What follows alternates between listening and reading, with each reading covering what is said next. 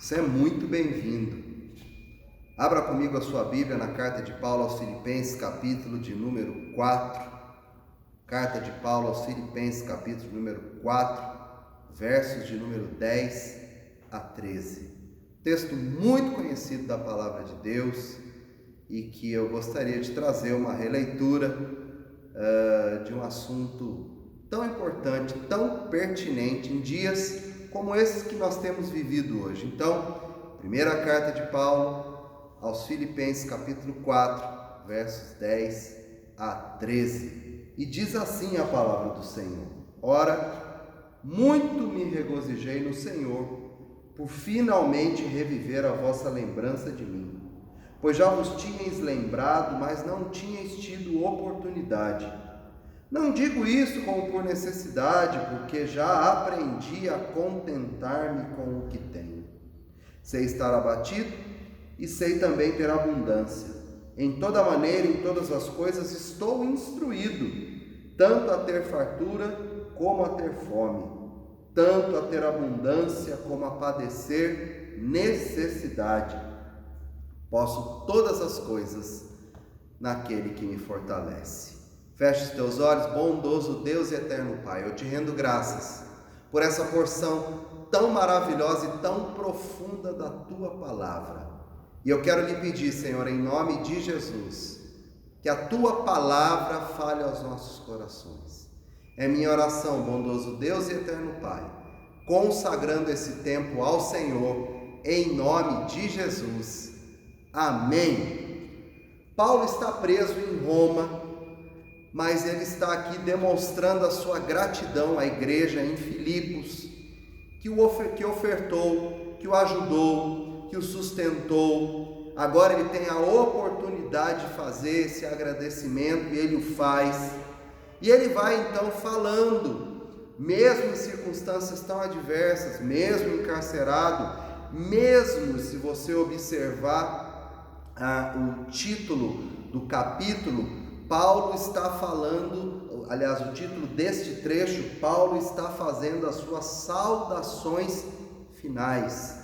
Paulo sabe que a sua carreira está chegando ao fim. E ele então faz uma leitura muito interessante da vida, da forma como ele tem vivido a vida. Veja, queridos, nós estamos num momento em que estamos com o nosso direito de ir e vir bem limitado. Estamos em dias de isolamento, de distanciamento das pessoas que amamos, muitos de nós encarando isso como um tempo de reflexão, um tempo de recolhimento, uma pausa, outros encarando isso como um confinamento, como uma tortura, e é fato, nós estamos limitados no nosso direito de ir e vir, mas seja nesta situação agora, ou qualquer outra que venhamos a enfrentar, há uma liberdade que nós temos que nada, ninguém pode tirar de nós, que é a liberdade de fazer escolhas. Paulo foi alguém que passou por muitas situações. Se você for comigo, a primeira carta de Paulo aos Coríntios, capítulo 11, a partir do versículo número 24, Paulo descreve o seguinte: recebi dos judeus 5 quarentenas de açoites, menos 1. 3 vezes fui açoitado com varas, 1 vez fui apedrejado, 3 vezes sofri naufrágio, 1 noite e 1 dia passei no abismo, em viagens muitas vezes, em perigos de rios, em perigos de salteadores, em perigos na minha nação, em perigos dos gentios, em perigos na cidade, em perigos no deserto, em perigos no mar, em perigo entre os falsos irmãos, em trabalhos e fadiga, em vigílias muitas vezes, em fome e sede, jejum muitas vezes, em frio, em nudez, além das coisas exteriores, me oprime cada dia o cuidado de todas as igrejas. Queridos, quem você conhece que passou por 3 naufrágios? Paulo foi açoitado, Paulo passou fome, Paulo foi humilhado, Paulo foi preso, Paulo foi injustiçado, tudo isso por amor de Cristo. Então Paulo sabia o que ele estava falando em Filipenses capítulo 4, versos 10 a 13. Sei estar abatido, sei também ter abundância, sei ter fartura, sei ter fome, sei padecer necessidade.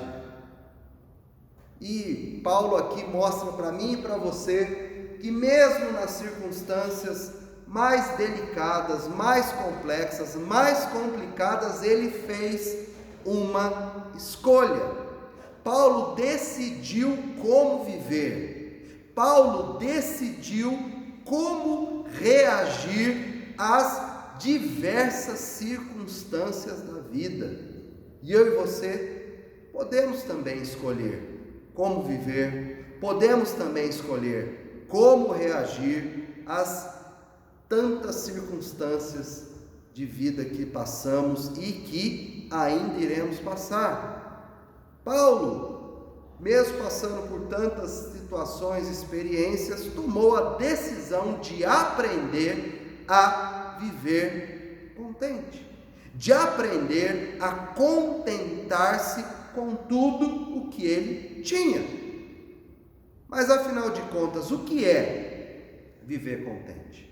O que é contentar-se com aquilo que tem?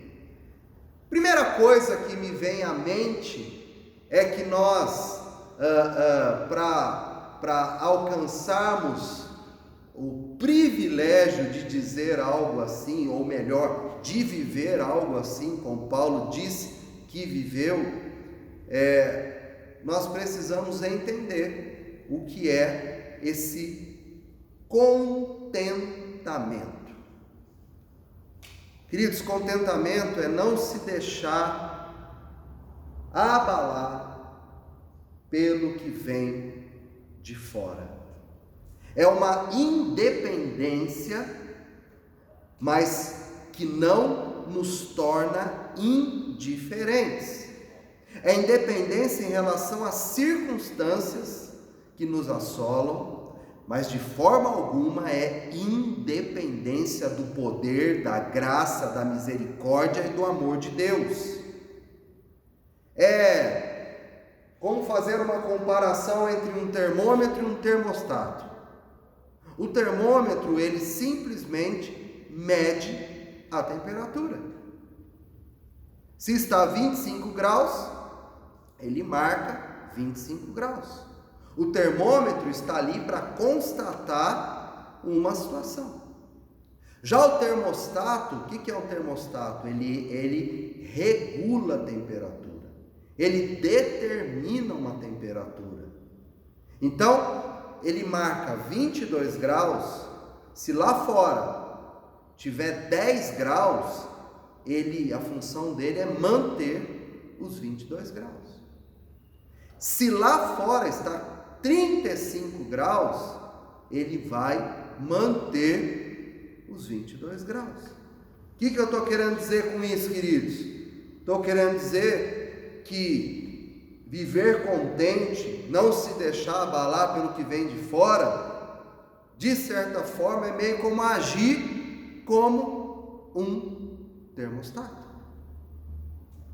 As intempéries da vida, as influências, as lutas, as dificuldades, as adversidades, bons momentos, maus momentos, enfim, não me desestabilizam, porque eu sou uma pessoa estável no que diz respeito à minha relação com Deus, à minha experiência com Deus, e por ser assim, eu decido como responder às circunstâncias, sem ser indiferente a elas. Então é não deixar que fatores externos possam me abalar, possam me desestabilizar, me desequilibrar e comprometer o meu contentamento. Então viver contente é não permitir que fatores externos comprometam a nossa qualidade de vida, os nossos próximos passos. Outra coisa que me remete o pensamento, quando eu tento definir o que é viver contente, o que é estar em contentamento, eu penso em satisfação. Satisfação. Primeira carta do mesmo Paulo a Timóteo, no capítulo 6, ele diz assim: a piedade com o contentamento é muito proveitosa, tendo o que comer e o que vestir, estejamos contentes. Os que querem ficar ricos caem em laço, porque o amor ao dinheiro é a raiz de todos os males. Ou seja, queridos, quando a gente fala em satisfação, quando a gente faz uma análise profunda da satisfação, que é um fator que faz a gente e que nos proporciona o viver contente, o ter contentamento, basicamente eu estou querendo dizer o seguinte: nós temos com a satisfação uma profunda consciência daquilo que nós realmente precisamos, daquilo que realmente nos é necessário, ou seja, uma profunda consciência daquilo que nos é essencial. E por conta disso, valorizar quando nós temos o que é essencial. Paulo, em algumas ocasiões, ele cita, o comer e o vestir. E daí para frente o que vem é lucro. É claro que essa é uma ideia numa sociedade tão consumista, moderna como a nossa de hoje, é algo que realmente é quase impensável, mas é fato. Paulo aprendeu a viver contente em toda e qualquer situação, porque Paulo aprendeu a se satisfazer com aquilo que lhe era necessário. É claro que quando a gente tem mais do que a gente precisa, isso é muito bom, é fantástico, e nada contra você ter isso, mas eu estou dizendo que aqui esse é um requisito básico, se você quer viver contente, é ter satisfação, é ter gratidão. Muitos de nós, infelizmente, sofremos com aquilo que nos falta e deixamos de desfrutar do que já temos. E sabe como é que isso é conhecido popularmente? Como insatisfação, como descontentamento.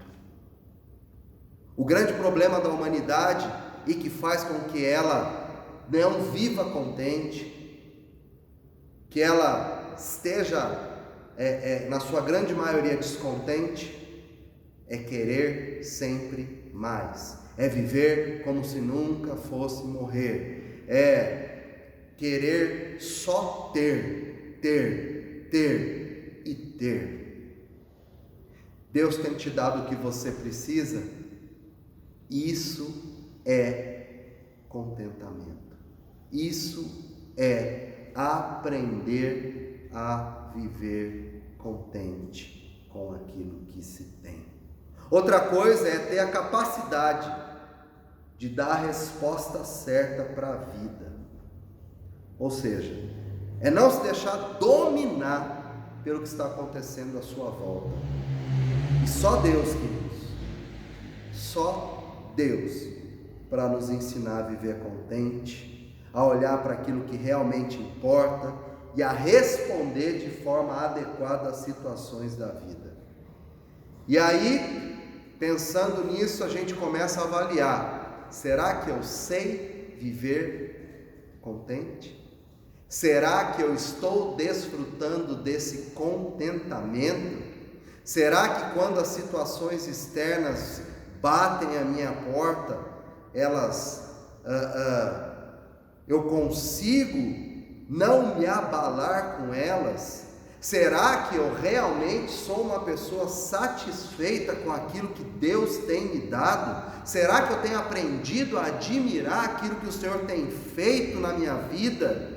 Será que eu não tenho os meus olhos só naquilo que eu ainda não tenho, só naquilo que eu ainda não sou, só naquilo que eu ainda não conquistei? Será que eu tenho literalmente dado respostas certas para a vida, para situações que envolvem o meu dia a dia? E aí eu acredito que todos nós, se fizermos uma análise honesta, diremos que não, que nós não conseguimos não nos abalarmos com fatores externos, com situações que acontecem, com imprevistos que batem à nossa porta. Nós não conseguimos nos tornar pessoas satisfeitas com aquilo que já temos, porque sempre queremos mais. E infelizmente também não conseguimos dar respostas certas às situações do nosso dia a dia, situações essas que muitas vezes me dominam e te dominam.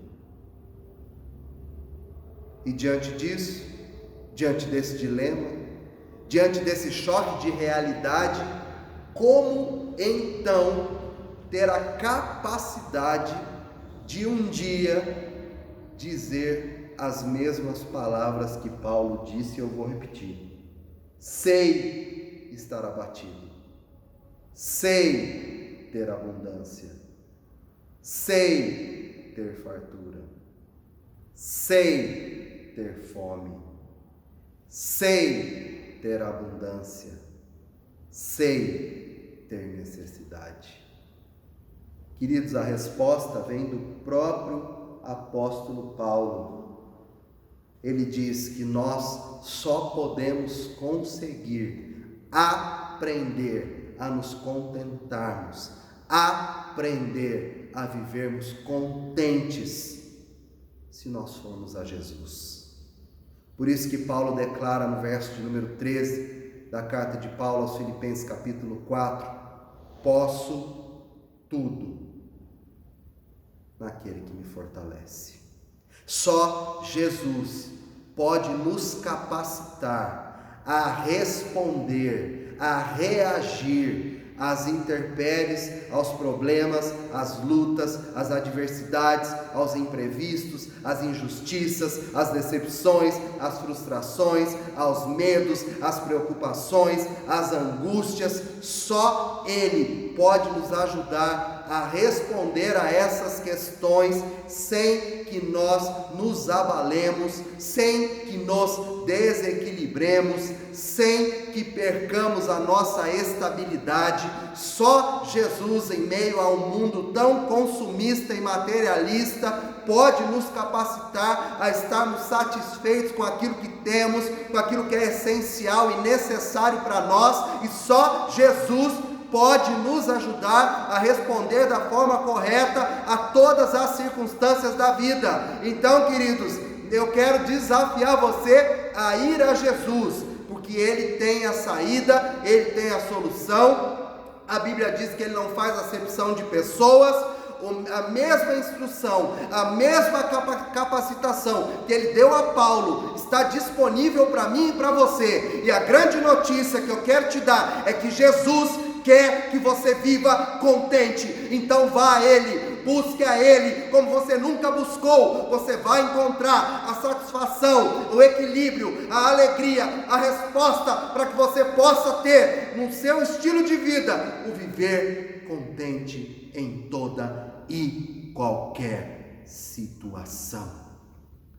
Jesus, quando veio a esse mundo, disse para mim e para você que Ele veio para que nós tivéssemos vida e tivéssemos em abundância. Os profetas lá no passado do Velho Testamento declararam que Deus sabe os pensamentos a nosso respeito e que Deus tem pensamentos de paz ao nosso respeito e não de mal, para nos dar o fim que nós desejamos. A Bíblia declara que o Pai tem prazer em abençoar os seus filhos. Queridos, em nome de Jesus, Você tem um Deus que se importa com você, um Deus que te ama, um Deus que é fiel, um Deus que é justo, um Deus que é paciente, um Deus que é confortador, um Deus que é consolador, um Deus que supre as suas necessidades e quer te instruir a viver contente em toda e qualquer situação. Vá a Ele, busque. Quem vai ao Senhor não quebra a cara. Quem vai ao Senhor não